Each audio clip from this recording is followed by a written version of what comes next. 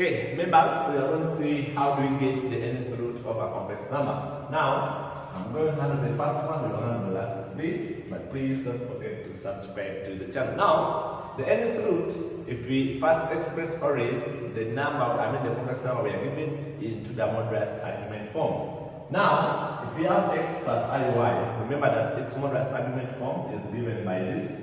Now, if we want the nth root, we add on the linearization of this angle, we add now plus 360k, the revolution, where k is the number of revolutions depending on the root.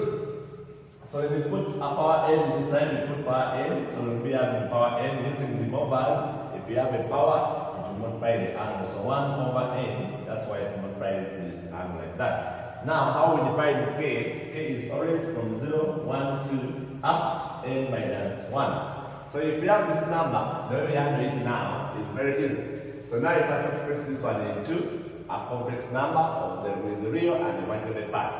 So this will be now z cubed equal to 2, and I take this side negative 8. To get now, it's like that, it doesn't have the imaginary part, but I can put the imaginary part there plus 0i, like that. Now, these ones which are having only one part with the 0, or the other is 0, you always get their argument using the Gann diagram. So now, if I'm put that on the Gann diagram, you see that I have the negative real, which is here negative 8 and 0 imaginary.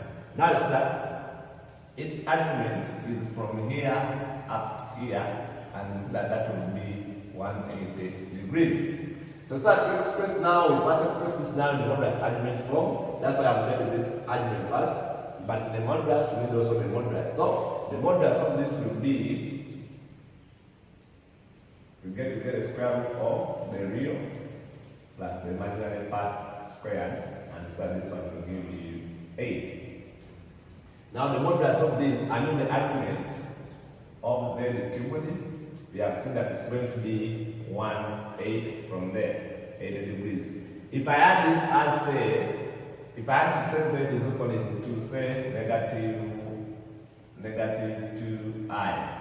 Now this one will be the negative, so I'll put here negative 2. So now I'll move like this, and start from there, its argument will be negative because I'm moving clockwise. So that's how we use the diagram. If we have only one part, we always use this to get the argument. So now expressing this in the modulus argument form, so start now from there. My z cubed will be the same. You get the modulus argument form. It's always now r cos theta plus I sin theta, like this. So now my r, the modulus was 8 into now cos. Now my theta is 180. 180. Now if I get a cube root both sides, you see that now I want to get what z is. I'll get now the cube root of 8 into now cos. Now on 180, if you're now getting the root, we generalize that we add now 360. Okay, then over, so I'm dividing my n. This side my n is 3. So 3, then plus I, sine of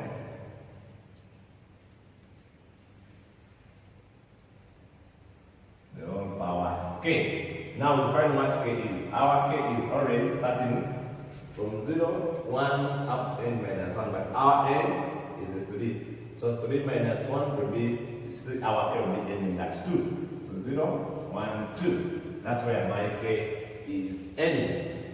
So now using this, now we start when k is 0, now you get depending on 0, k depending on 0, 1, and 2. When k is 0, we are having our first as z naught.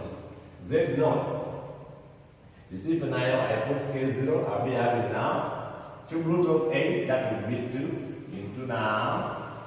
This one now k is 0, and this will be 0, so I have cos of 60 degrees.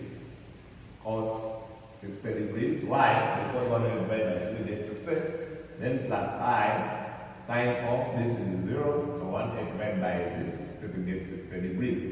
And this will be 2 into cos of 60 degrees is a half plus I root root 3 sine of 60 degrees is root 3 over. These are special angles. What pi from type 2? So we have 1 plus I root 3. So when I come now when k is 1, when k is 1, now I'm putting where it is k, I put now 1. I'll be having now z equaling 2. It's now the cube root of 8 is at 2. Now into cos.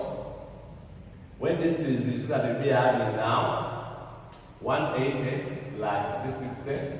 You just add normal. That you see that we will divide there by 3, this will be 60 plus, and divide there by 3, this will be 120. So it's that this will give us 120, which will give us 180. Then plus I sine still of 180. Why? You just put the k times 1, you will be having this plus this divided by 3. That's what you get. But we know that cos of 180 is negative 1 plus I sine of 180 is 0. So that what we have here is negative 2 as our second root. When I come now to k equaling 2, now k is equaling to 2, this was k is 1, then k is equaling to 2, I'll be having now cube root of 8 is 2 into, now when it's have that will be 720 plus 180, that will be 900 divided by 3. I have now cos of 300 degrees, then plus I sine 300. Now we are in this way, I'm putting 2 times this, then plus this, divided by 3. Now, it's like 300, if you use this diagram, 300 is somewhere from here up somewhere there. That's where the 300 is. And it's that it's falling, it's that the balance is 30 degrees. So it's that 300 is falling in the fourth quadrant. And cos in the fourth quadrant is positive. And cos of 60 is a half. So this will be now 2 into 300 cos 300, you see will be having a half, then plus, because sine here is negative, so I have negative I. Sine of the balance, which is 60, is root 3 over 2. Sine of 60 is that. And so when I multiply here, I have 1 minus I root 3. This times this, and I use that. That's what I have. Therefore, my roots are negative 2, 1 plus I root 3, and 1 minus I root 3. But specifically, if you have this number, there is a shorter method. You know, look at this. Alternatively, you can use this method. You know that if we have this number of A cubed plus B cubed, we can use to factorize this into A plus B into A squared minus AB, then plus B squared. So now I can express this in this form of Z cubed plus, I know 8 is the same as 2 cubed. So it will be now using the same, you see if I compare minus this times this 2z then plus a 4. Because this was equated to 0, now the whole of this is equal to 0. So either z plus 2 is 0 or z squared is equal to 0. So start from here, my z is negative 2. Or, now here is a bracket, we use a bulldozer, so my z will be now minus into negative 2 plus or minus b squared, which will be a 4. Then minus 4 times 4 times 1, that will be now 16. The whole over 2 into 1. If we simplify this, you see we have now this one will be now a positive 2 plus or minus. You see this will give me negative 4 by square root. So this will be the same as 4 times negative root 3. Square root of 4 is 2. Square root of this is root 3. Because square root of a negative is that divided by 2.